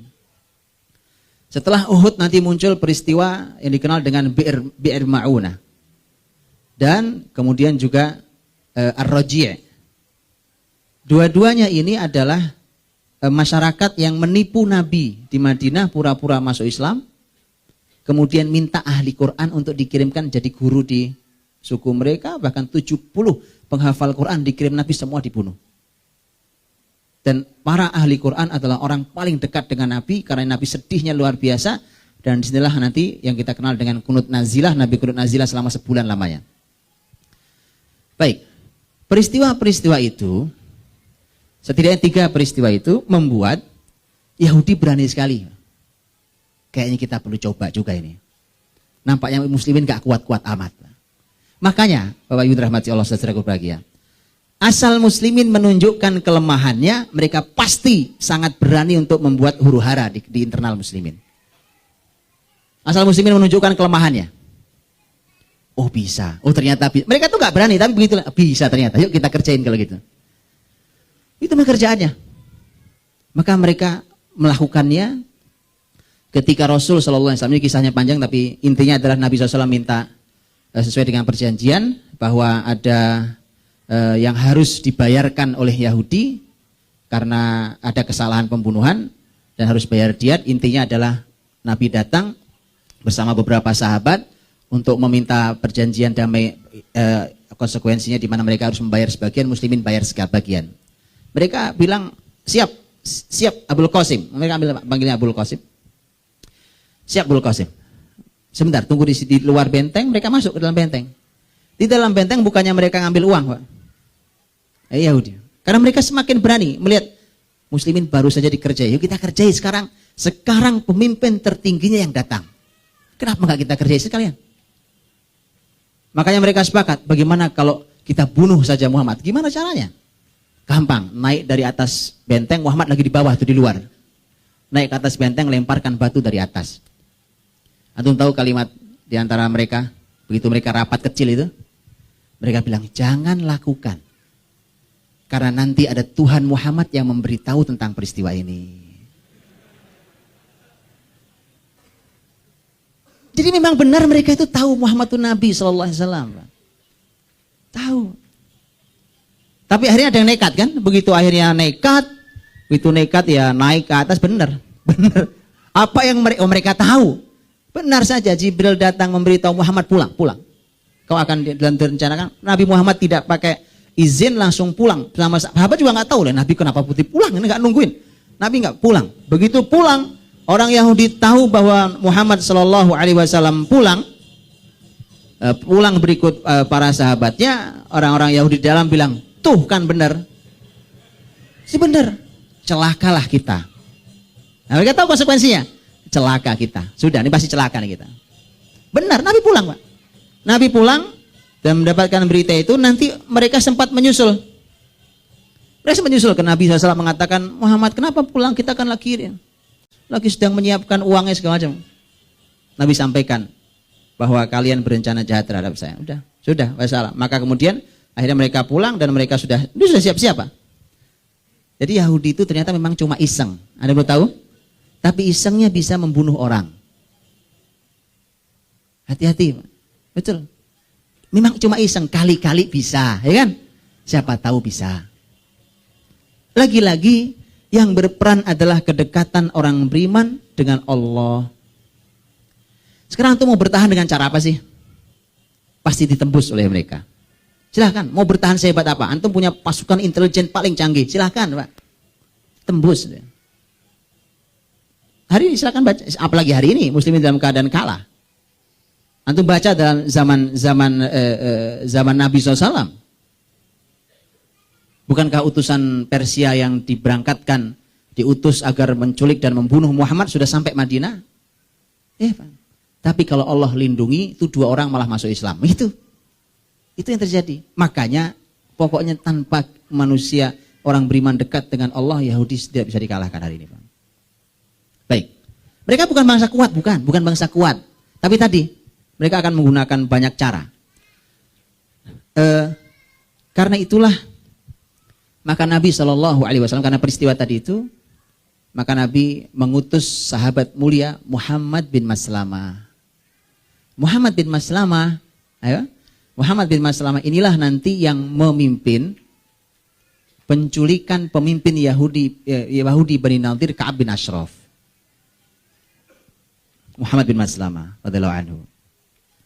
Muhammad bin Maslamah diutus oleh Nabi SAW untuk berangkat ke perkampungannya Yahudi Bani Nadir, kemudian diminta untuk menyampaikan pesan Nabi. Apa pesan Nabi? Nabi berpesan, sesungguhnya Rasulullah SAW memerintahkan kalian tinggalkan kampung ini. Rasul hanya memberi waktu 10 hari lamanya. Yang masih terlihat lebih dari 10 hari, kami penggal kepalanya. Cakep kan? Bagus banget tuh pesan, Pak. Pulang, tugasnya cuma menyampaikan pesan. Muhammad Maslamah itu memang spesialis penyampai pesan, Pak. Betul. Dan beliau kalau itu sampai zaman Umar itu beliau penyampai pesan sama Khalifah Umar nanti. Sampai Umar puji Muhammad bin Maslamah itu. Makanya Muhammad bin Maslamah itu nanti salah satu jabatannya di zaman Umar itu jadi ketua KPK, Pak. Iya. Itu kerjaannya memang dia mengontrol kekayaan pejabat, terus dicek mana yang mungkin korupsi, mana yang tidak. Itu kerjaannya Muhammad bin Maslamah. Makanya kalau Muhammad bin Maslamah nanti datang ke sebuah kota di zaman Umar, kalau beliau datang sebuah kota dan pemimpin tahu, masalah ini Pak ketua datang, ini mesti masalah ini, Muhammad bin Maslamah datang. Makanya tuh baca sejarahnya Gubernur Sa'ad bin Abi Waqqas. Ya, Sa'ad bin Abi Waqqas ketika jadi gubernur di Irak. Ya, begitu datang, dia belum lihat Muhammad bin Maslamah, belum lihat. Tapi stafnya sudah bilang, Pak Gubernur, itu pintu istana dibakar. Siapa yang bakar? Katanya namanya begini. Itu dari Madinah, itu Umar yang nyuruh itu. Enggak, biar aja, saya nyemui saya. Tahu ini mesti ada masalah ini. Mesti ada masalah ya. Itu luar biasa Pak ya. Ini konsep model KPK dulu itu begitu Pak. Bakar dulu pintu rumahnya, belakangan ngomongnya. Belakangan Muhammad bin Maslamah, tapi memang ini untuk level ukhuwah tingkat tinggi Pak. Sa'ad bin Abi Waqqas, Muhammad bin Maslamah, Umar bin Khattab itu level tertinggi. Yang satu gubernur, yang satu utusan, yang satu khalifah. Emang itu level tinggi Pak ya. Level tinggi. Ya kan cuma pintu rumah juga dibakar ya kan. Sudah selesai, ya udah berpelukan gak ada masalah, sudah selesai. Umar tetap percaya pada saat menyampaikan sumpah dan dia benar. Muhammad bin Maslamah menyampaikan dengan amanah kedua-duanya. Oke baik, kembali Muhammad bin Maslamah menyampaikan pesan dan selesai. Sampai pesan pulang. Gak nambahin, gak ngurangi. Jadi penyampaian pesan itu harus gitu. Makanya Umar mengatakan Allah merahmati kau wahai Muhammad bin Maslamah, bahwa engkau menyampaikan pesan apa adanya, tidak mengurangi, tidak menambah. Udah begitu ya begitu dan pulang. Lugas saja apa adanya begitu. Begitu diancam, orang-orang Yahudi Bani Nadir sudah siap-siap. Siap-siap udah mulai kemas-kemas ya. Makanya sudah tadi itu kepercayaan diri mereka ya kan. Keyakinan mereka, benteng mereka tebal, kokoh, itu cuma perlu diancam. Mereka hanya perlu ditakut-takuti. Begitu mereka takut, sudah Pak. Itu yang disebut tadi bahwa Allah mendatangi mereka dari tempat yang tidak pernah mereka duga, yaitu dari dalam diri mereka sendiri. Begitu mereka takut, itu benteng nggak bisa dibuka, nggak bisa. Memang muslimin nggak bisa buka itu Pak. Nanti dalam perang, dalam pengepungannya yang berlangsung sekitar 6 hari, dalam riwayat lain 15 hari, dalam 6 hari dikepung itu, dikeliling oleh sahabat, mereka tidak bisa keluar itu muslimin nggak nembus. Siapa yang bisa nembus? Orang Yahudi bukain pintu. Karena takut Pak. Udah kita nyerah aja, nyerah. Buka pintu, mereka yang buka pintu Pak. Apa Ka'ab bin Ashraf? Ka'ab bin Ashraf yang tadi saya cerita, waktu diculik oleh Muhammad bin Maslamah dan empat sahabat yang lain. 5 orang. Apakah mereka jebol pintu? Enggak. Dia buka pintu sendiri. Buka pintu sendiri Pak. Jadi begitu. Paham ya? Jadi antum-antum yang kata mau ngalahin Yahudi itu yang kreatif ya kan. Antum lihat bagaimana Al-Quran memberikan inspirasi dahsyat. Tidak bisa ditembus, tapi memang mereka yang akan bukakan sendiri. Makanya tadi wa qadzafa fi qulubihimur ru'b. Bahkan kata qadzaf wa qadzafa, qadzf itu artinya dilempar dengan kuat Pak. Jadi Allah yang melemparkan dengan kuat. Kan ada sesuatu diletakkan, dimasukkan rasa takut. Bukan dimasukkan sebenarnya. Yang benar kata qadzaf wa qadzafa fi qulubihimur ru'ba. Qadzaf itu artinya dilempar dengan kuat. Jadi Allah lemparkan dengan kuat rasa takut di hati mereka. Di kisah kemarin yang saya kemarin tidak kisahkan, di kisah Hunain, ya. Di kisah Hunain itu nanti ada orang musyrik yang kemudian masuk Islam, terus ditanya, sahabat itu nanya, kita mau tahu itu rasa takut di hati kalian kayak apa sih? Jadi muslimin pengen tahu, kan mau jelas takut ya? Kayak apa rasanya? Dia bilang itu ada bejana gitu Pak. Ada bejana bejana dulu kan dari tembaga, dari gitu ya. Itu ada koin gitu, dilempar. Kebayang tuh? Semakin keras dilemparkan, apa yang terjadi? Semakin keras bunyinya dan semakin berbolak-balik adu dengan sangat keras dan sering, betul? Kan beda kalau ditaruh, ting, beda kan?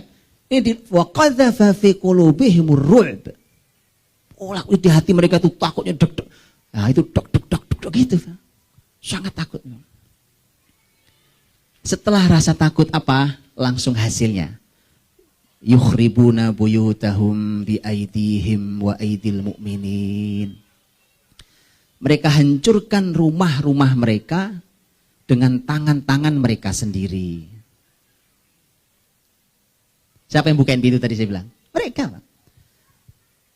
Kan gini. Kalau perang, Kalau perang, terus itu pertahanan musuh atau rumah-rumah mereka, terus kita paksa jebol, jeger, hancur, terus menang. Nah, itu perang. Kalau Yahudi itu Pak, saking memang tidak berani orang, mereka pengecut sekali.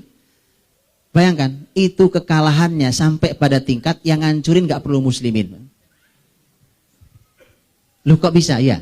Walaupun nanti ada kalimat berikutnya, wa aidil mu'minin, dan tangan orang beriman, tapi lihat, bagaimana ceritanya itu. Ada dua kisahnya. Karena Nabi SAW itu kan Nabi ketika menghancurkan sebuah wilayah, jadi Nabi SAW meruntuhkan sebuah wilayah itu, yang sudah tempat yang dekat dengan benteng mereka, itu orang Yahudi akan menghancurkan rumah yang dekat dengan itu, dengan wilayah yang sudah dibuka oleh Nabi SAW. Mereka hancurkan, mereka tutup ulang gitu kan. Mereka semakin ke dalam gitu. Makanya mereka akan sangat menjauh dari tempat tinggal muslimin. Itu menarik, makanya sangat menarik kalau rudalnya sudah mencapai 180 km itu menarik sekali Pak. Itu sudah nggak ada tempat bersembunyi karena mereka pasti akan menjauh dari situ. Nabi maju lagi, mereka akan hancurkan bagian rumah itu, mereka tutup lagi. Gitu seterusnya. Mereka hancur istri rumah mereka, tutup lagi gitu.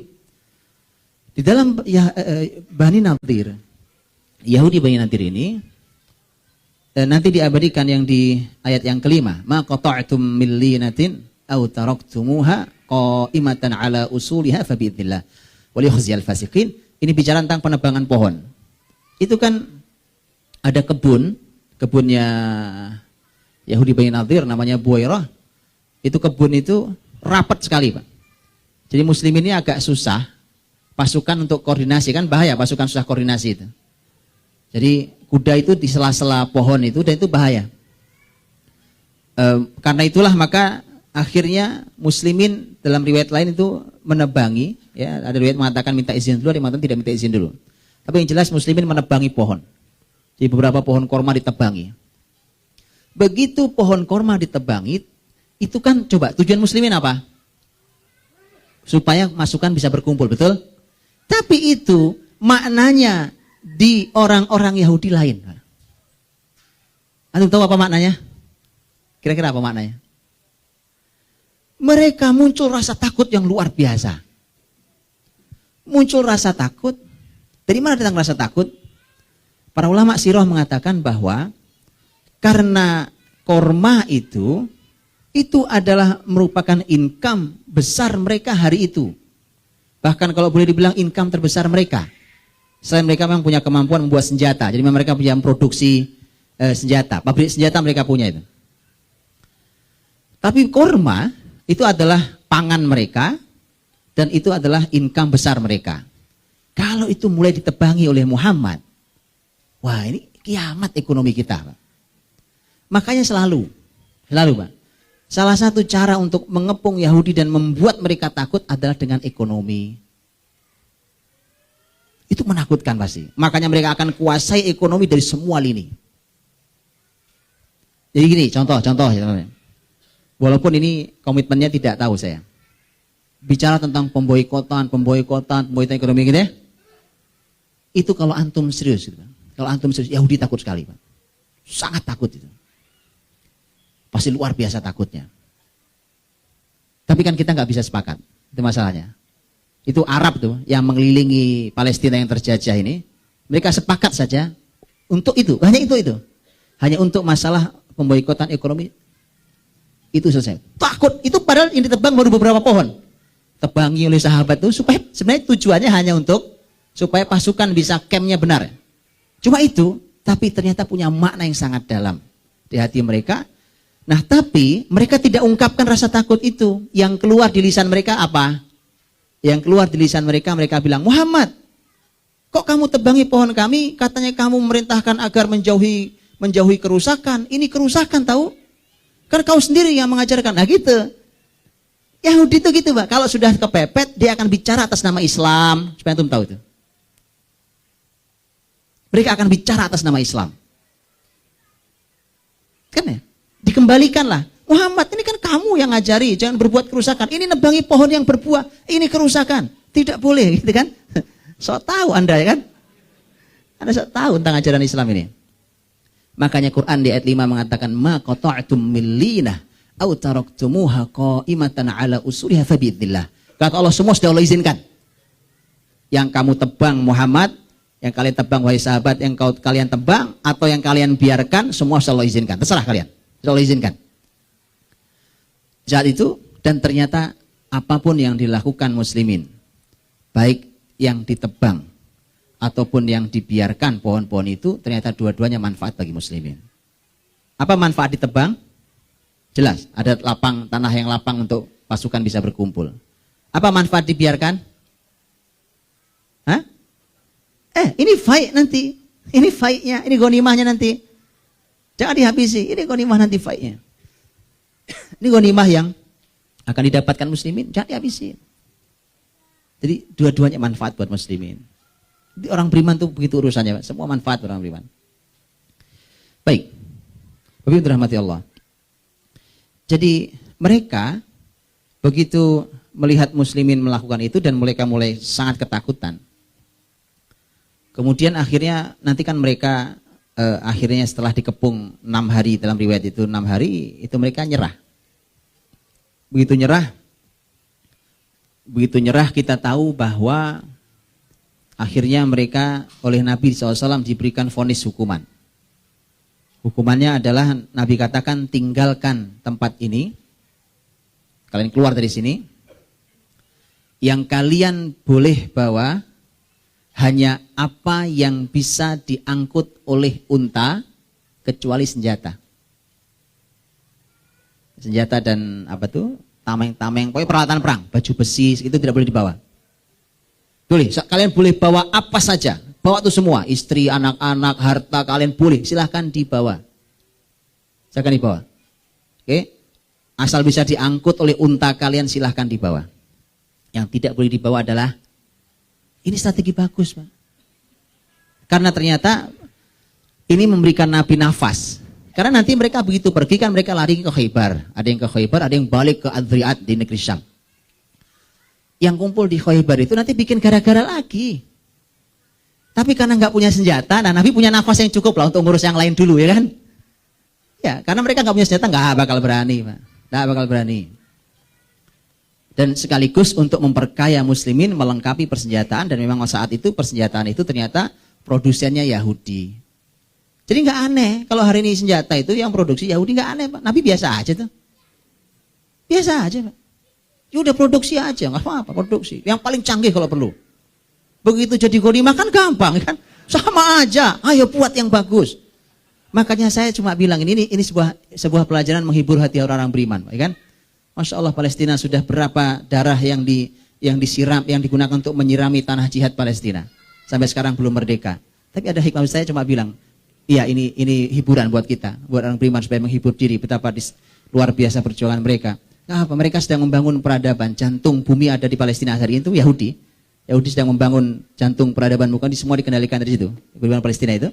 Dan biarkan mereka bangun sampai pada tataran yang paling hebat, paling maju, paling kaya, paling canggih, silakan. Begitu diambil muslimin, selesai semua bumi. Jadi ghanimah besar. Maka semua akan dipegang muslimin di satu jantungnya langsung selesai. Apa itu? Jadi kayak hiburan. Maka Nabi bilang, sudah, senjata harus kalian tinggal, kata Nabi SAW. Tinggal senjata. Itu mereka pergi bergerak 600 onta. 600 onta bergerak. Apa yang mereka lakukan? Ini dasar Yahudi pelit. Itu mereka bukan cuma membawa emas, perak, makanan, persediaan makan apa, enggak, bukan hanya itu, anak, istri, enggak. Itu kayu-kayu semua dibongkarin. Semua ada. Hancurin semua dibongkarin, Pak. Itu yang oleh Quran dikatakan, ini pemandangan yang digambarkan. Yukhribuna buyutahum biaidihim. Mereka hancurkan rumah-rumah mereka dengan tangan-tangan mereka sendiri. Muslimin nonton, ayo hancurin, ayo nonton. Kita tonton aja. Itu kekalahan yang paling hina, Pak.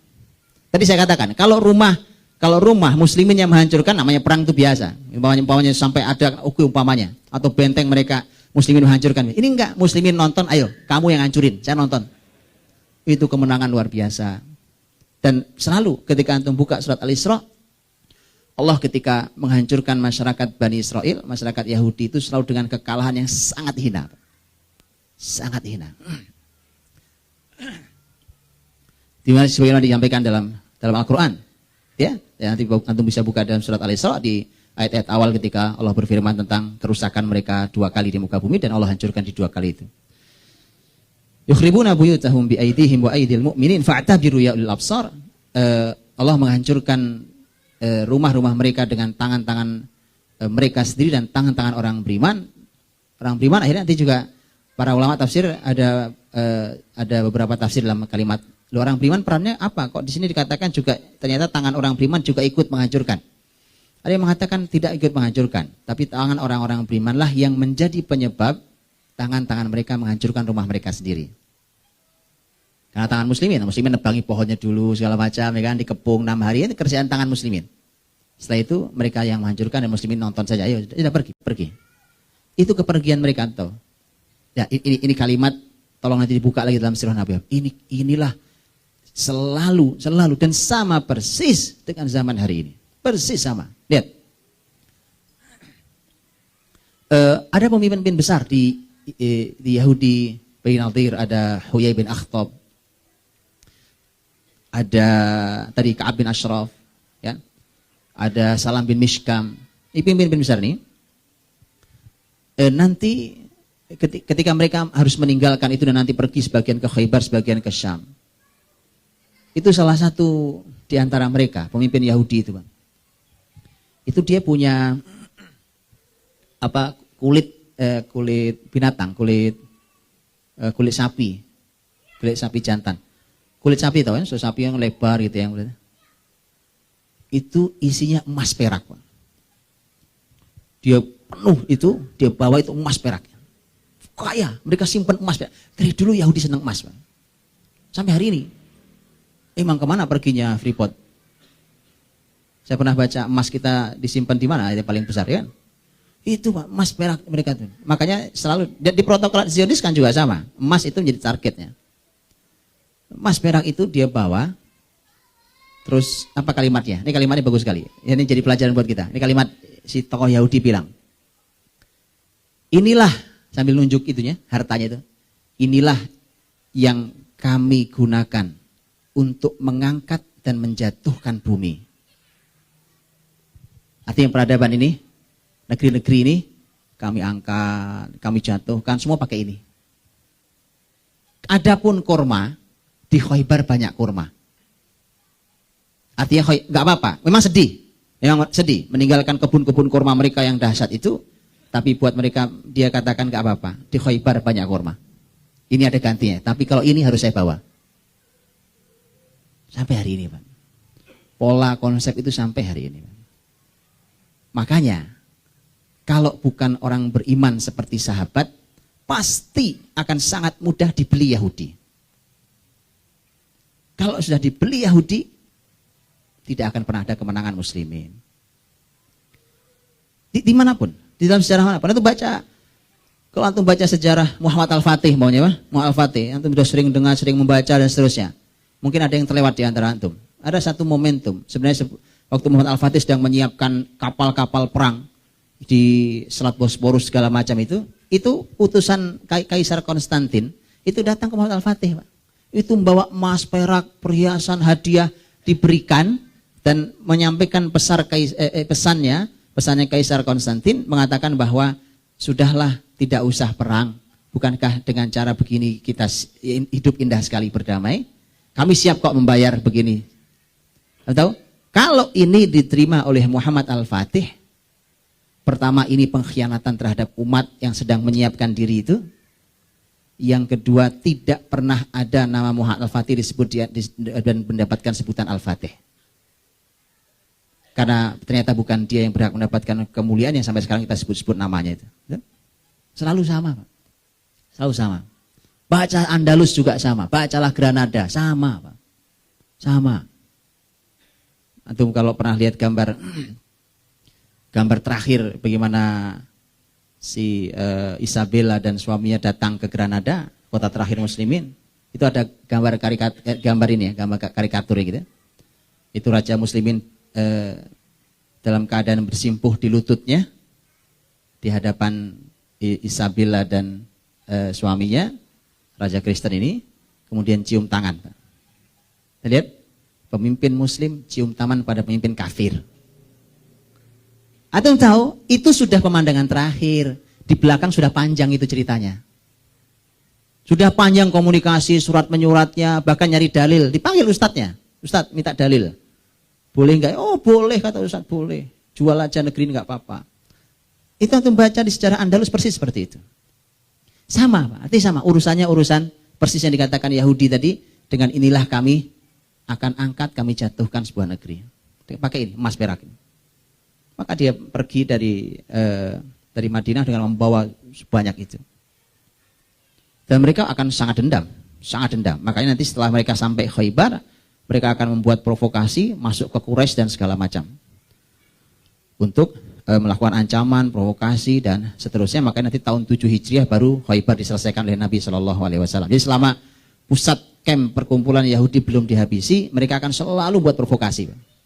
Karena begitu selama Khaybar masih ada itu, di tangan orang Yahudi selamanya akan begitu. Dan padahal Khaybar itu baru diberesin oleh Nabi, ya, baru dibereskan Nabi tahun 7 Hijriah. Dan ini kan baru ini tahun 4 Hijriah. Fa'tabiru ya ulil absar. Ambil ibrohnya. Wahai orang-orang yang punya basor. Basor artinya pandangan. Mata ini, mata kita digunakan untuk memandang, akal kita digunakan untuk memandang. Ambil ibrohnya, wahai orang-orang yang punya basor. Dan artinya ini dua biasa Pak. Jadi dua ayat ini Allah sampaikan di ayat yang kedua saja itu sudah menjadi pelajaran. Ambil pelajarannya. Fikirkan, ambil pelajarannya. Baik. Ketika Allah Subhanahu wa taala menyampaikan tentang fai, ada hukum fikih di fai sana, bahkan saya ingin antum membuka ayat yang ke-7. Ayat yang ke-7. Ayat yang ke-7 Allah SWT menyampaikan tentang tema fai. Karena tema fai itu ada di ayat 6 dan ayat 7. Ya, ayat 7 Allah menyampaikan ma'afa Allahu ala rasulihi min ahlil qura falillah. Jadi fai itu milik Allah, Rasulnya, wali Rasul, walidil qurba, ya, kerabat-kerabat Nabi SAW. Karena fai milik Nabi SAW, ya, serah Nabi baginya. Wal yatama, wal masakin, wabnis sabil, orang-orang anak yatim, miskin, ibnu sabil, kaila yakuna dulatan bainal agniya'i minkum. Agar harta itu tidak hanya berputar di antara orang-orang kaya saja di antara kalian. Bukankah ayat ini, hari ini, kaila yakuna dulatan bainal agniya'i minkum, ayat ini kan sering dibaca oleh para ahli ekonomi syariah hari ini kan? Karena itu salah satu prinsip ekonomi syariah. Ternyata ayat untuk ekonomi syariah ini justru adanya di tengah-tengah ayat tentang jihad. Tentang fight, jihad. Karena itu salah satu solusi ekonomi memang jihad. Salah satu solusi ekonomi syariah itu salah satu solusinya adalah jihad. Antum kalau baca buku Al-Amwal, baik karya Abu Ubaid, karya Abu Yusuf, kitab Al-Amwal, itu ketika dulu para ulama menuliskan tentang keuangan negara, dari mana income-nya, bagaimana mengelolanya dan seterusnya dengan detail dalam kitab-kitab yang kita tahu itu jadi literatur negara. Hari ini kita abaikan ilmu keuangan itu, ya kan? Itu dulu sudah ditulis dari mulai sejak zaman muridnya Imam Abu Hanifah. Itu ketika ditulis itu akan tertulis di sana. Makanya salah satu income negara itu ditulis di antaranya ghanimah fai. Ditulis. Karena ini contohnya di Bani Nadir. Bani Nadir ini kan tahun 4 Hijriah tadi saya katakan. 4 Hijriah itu ekonomi masyarakat muhajirin yang sudah tinggal di Madinah, jadi masyarakat asli Mekah yang sudah tinggal di Madinah, itu ekonominya belum membaik, Pak. Belum membaik. Sehingga mereka masih terus mendapatkan subsidi dari saudaranya Ansor yang asli Madinah. Maka begitu dapat fai, Nabi kumpulkan sahabat muhajirin Ansor. Apa kata Nabi? Nabi berkata pada orang-orang Ansor, wahai sahabatku orang Ansor, menurut kalian, bagaimana kalau harta fai ini saya bagikan, padahal itu hak beliau, tapi beliau minta syarat. Ini luar biasa Nabi SAW. Bagaimana kalau harta ini saya bagikan sama ke kalian, ke orang-orang muhajirin, juga ke orang-orang ansor, ke kalian semua. Tapi tetap, karena saya bagikan ke muhajirin, ke ansor, saya tetap berharap harta kalian yang selama ini dinikmati bersama antara kalian dan sahabat muhajirin tetap diteruskan itu. Atau pilihannya pilihan kedua, fai ini hanya saya bagikan kepada masyarakat muhajirin. Dan setelah ini sudah tidak usah lagi mereka dibantu karena mereka sudah cukup. Kan dua-duanya fai, bukan? Solusi ekonomi, Pak. Dan ternyata sahabat Ansor mengatakan, lihat apa kalimat mereka? Ini orang yang Allah puji dalam surat Al-Hasyr, wa yu'thiruna 'ala anfusihim. Apa kalimat mereka? Kira-kira apa jawabannya, Pak? Kan pilihannya bagaimana kalau kita bagi bersama tapi antum tetap nyumbang ya, tetap nyumbang ke orang-orang muhajirin. Atau saya bagi ke orang muhajirin saja, tapi setelah ini sudah, Anda sudah nggak perlu nyumbang lagi. Kalau mau nyumbang itu silakan, tapi sudah tidak perlu lagi karena mereka sudah berkecukupan. Apa jawabannya?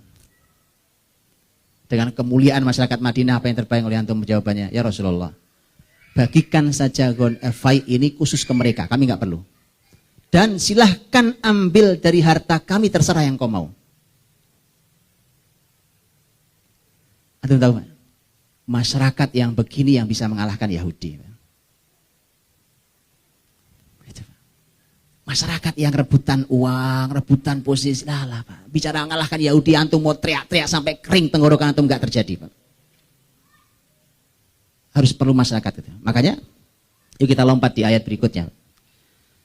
Ayat 8-9 adalah merupakan gambaran bagi Allah menggambarkan inilah masyarakat yang berhasil mengalahkan Yahudi. Lil fuqara'il muhajirin alladziina ukhriju min diyarihim wa amwalihim yabtaghuna fadlan minallahi wa ridwana wa yansurunallaha wa rasulahu ulaika humus shadiqun. Ini yang pertama. Orang-orang muhajirin yang fakir, yang miskin.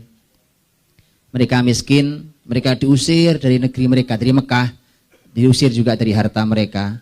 Mereka semua hanya mengharapkan keutamaan dari Allah Subhanahu wa taala, ridho Allah Subhanahu wa taala, dan mereka ingin menolong Allah dan Rasulnya. Dan mereka rela tinggalkan harta mereka untuk Allah dan Rasulnya. Ulaika humus shadiqun, itulah orang-orang yang shadiq. Ini yang imannya benar ini. Lawan Yahudi itu masyarakatnya harus ini, punya iman yang benar. Kalaupun dia orang-orang yang mudah sekali meninggalkan hartanya untuk Allah. Gampang Pak. Haram ya Pak, saya tinggalkan. Perintah Allah, saya jalani. Bahkan korbannya harus hartanya. Ini bicara tentang kelompok. Allah tunjukkan ini cirinya. Yang kedua, mereka datang tidak punya harta. Ternyata ada saudaranya yang menyambut masyarakat Ansor. Walladzina tabawwa'ud dar wal iman min qablihim yuhibbuna man hajara ilaihim wa la yajiduna fi sudurihim hajatan mimma utu wa yu'thiruna ala anfusihim walau kana bihim khasasah wa may yuqa shuhha nafsihi fa ulaika humul muflihun. Orang-orang yang menempati negeri Madinah. Artinya ini sekarang saudaranya yang di Madinah, sebagian mereka punya harta karena mereka menghuni Madinah. Dan mereka menempati iman. Ya, jadi imannya orang-orang Madinah itu besar sekali, Bang. Besar sekali. Ya, karena mereka ternyata bukan hanya menempati negeri tapi menempati iman. Ya, dan kalimat menempati iman ini sebuah kalimat yang dahsyat karena artinya iman mereka lebih besar daripada orangnya. Kalau kita bahasa kita iman yang masuk dalam diri kita. Kalau diri kita cuma segini gedenya, imannya seberapa saya nggak tahu masuknya. Kalau orang-orang Ansor Allah gambarkan mereka yang tinggal di iman. Pasti namanya tempat tinggal lebih besar daripada yang tinggal. Ini rumah kamar ini pasti lebih besar daripada yang tinggal di dalamnya kan? Ya. Allah ingin gambarkan betapa besarnya iman mereka. Sampai mereka lah yang tinggal di dalam iman. Nyebur betul mereka itu. Allah puji dengan iman mereka. Dan itu buktinya terlihat. Ya, yuhibbuna man hajara ilaihim. Mereka mencintai orang-orang yang hijrah ke mereka. Itu saudaranya disambut sini bahkan tidak kenal. Hubungan kita hubungan iman, Masya Allah. Di sini kita kenal, kita sama-sama beriman, mereka langsung mencintainya. Yuhibbun man hajarin wala yajiduna fi sudurihim hajatan mimma utu. Ketika mereka memberi, mereka tidak punya sama sekali kepentingan dan ambisi di balik itu. Tidak ada di hati para sahabat Madinah. Ngasih ya ngasih. Antum perlu ambil. Yang lebih hebat dari itu adalah wa yu'thiruna ala anfusihim walau kana bihim khasasah. Mereka mendahulukan saudaranya dalam urusan dunia walaupun mereka sendiri memerlukan. Itu dua ciri masyarakat yang bergabung jadi satu. Inilah masyarakat yang pernah mengalahkan Yahudi sampai Yahudi jadi hina. Dan kalau mau diulangi harus itu yang ada, Pak. Harus itu yang ada. Makanya selama muslimin masih punya banyak sekali kepentingan dunia dan ambisius dunia yang tidak jelas itu, makanya dia sampai mengalahkan kayak kemarin kita bicara Allah dan Rasulnya dan jihad fisabilillah, maka tidak akan pernah ada. Karena Yahudi selalu modalnya emas dan perak tadi. Emas perak dia akan gunakan untuk mengangkat diri mereka, untuk menjatuhkan lawannya dengan menggunakan emas dan perak itu. Terakhir, lebih dirahmati Allah Subhanahu wa taala, setelah pembahasan tentang Muhajirin dan Ansor, kemudian pembahasan masyarakat yang datang setelahnya, kemudian berbicara tentang orang-orang munafik, dan nanti ditutup dengan tasbih lagi. Orang-orang munafik digambarkan cukup lumayan panjang, Pak, di sini. Bahkan lebih panjang daripada penggambaran tentang Yahudi yang dikalahkan. Yahudi itu pembahasannya di ayat 2 bahas Yahudi. Di ayat 3 bahas tentang Yahudi. Ayat 4 masih bahas Yahudi. Ayat 5 masih kebun Yahudi. Ayat 6 muslimin sudah menang, dapat faid. Ya?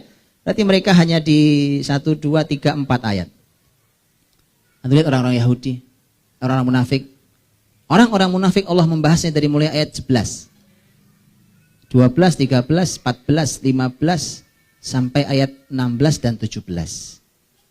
11 sampai 17 membahas tentang munafik. Allah membahas lebih panjang munafik daripada Yahudi, padahal tema besarnya tentang Yahudi. Itu pelajarannya. Di situ ibrohnya. Karena Yahudi itu sesungguhnya tidak akan pernah kuat kecuali karena keberadaan munafik di tubuh muslimin. Yahudi gak pernah kuat, Pak. Karena banyak munafik. Dan ini dalam sejarahnya kan ada. Abdullah bin Ubay yang munafik. Abdullah bin Ubay yang munafik itu kemudian dia datang karena mereka tadi sudah saya katakan, mereka sudah siap-siap, kemas-kemas setelah diancam oleh Rasul melalui Muhammad bin Maslamah. Mereka sudah siap-siap. Maka begitu mereka sudah siap-siap, datang itu utusannya Abdullah bin Ubay munafik. Jangan pergi. Kenapa pergi? Takut amat sama Muhammad, ya kan? Kalau kalian diusir, kami ikut keluar kalian. Kalau kalian diperangi, kami bela kalian. Ternyata pas mereka dikepung, gak datang tuh bantuan Abdullah bin Ubay. Munafik. Maka mereka berupah, wah kita dikerjain habis sama mereka. Makanya munafik sama Yahudi itu cuma saling isap aja itu. Mana yang punya kepentingan aja. Yahudi perlu munafik dihisap tenaganya. Munafik perlu Yahudi juga gitu. Udah sama aja. Mereka saling hisap. Makanya dipecah dulu kekuatan itu. Dan ini juga pelajaran. Para ulama katakan. Dan muslimin seharusnya tidak perlu terlalu khawatir. Mereka boleh berkoalisi. Silahkan. Mereka berkoalisi, berkumpul, bekerja sama. Munafik gabung sama Yahudi. Silahkan gabung. Pernah terjadi di Madinah. Tapi asal muslimin dekat dengan Allah, semua koalisi itu nggak ada artinya di hadapan Allah SWT. Itu betapa kuatnya itu iman itu. Dan itu hasilnya. Maka selama di sebuah masyarakat masih banyak orang munafik, belum bisa menang lawan Yahudi, Pak. Karenanya, terakhir sekali ayat ditutup dengan tasbih lagi. Ya, disebutkan Asmaul Husna panjang lebar kan? Wallahu la ilaha illahu. Disebut setelah itu tutup dengan yusabbihu lahu. Tasbih lagi. Terakhir sekali, yusabbihu lahu ma fis samawati wal ard wa huwal azizul hakim. Balik lagi ke ayat kedua, ayat pertama bahkan. Bertasbih lagi. Kenapa dibuka dengan tasbih, ditutup dengan tasbih? Karena memang hanya masyarakat yang bertasbih dengan sesungguhnya yang bisa mengalahkan Yahudi.